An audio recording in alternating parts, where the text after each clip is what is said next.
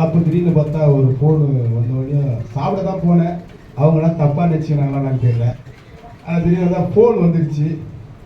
தம்பி இதுமாரி பிரச்சனைங்க, கடன்னு போயிட்டேன். அதனால் போனோடனே அங்கே ஒரே பிரச்சனை நடந்து பசங்க எப்படி சொல்கிறது, கொஞ்சம் பொறுமையாக போனோம். பொறுமையாக போனால் நம்மளுக்கு தான் தேவையில்லாதெல்லாம் செலவு, தேவையில்லாதெல்லாம் வரும்.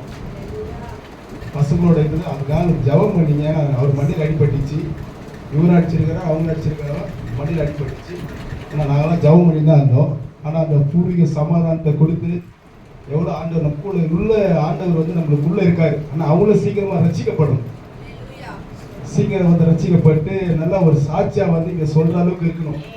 அதுக்காக நீ விசேஷமாக 2 பிள்ளைகளுக்காக, அந்த மகனுக்காக பரவாயில்ல காம்ப்ரமைஸ் ஆகி ஆண்டவர் நல்ல விடுதலையாக ஆக்கி பிரச்சனை இல்லாத முடிச்சார்.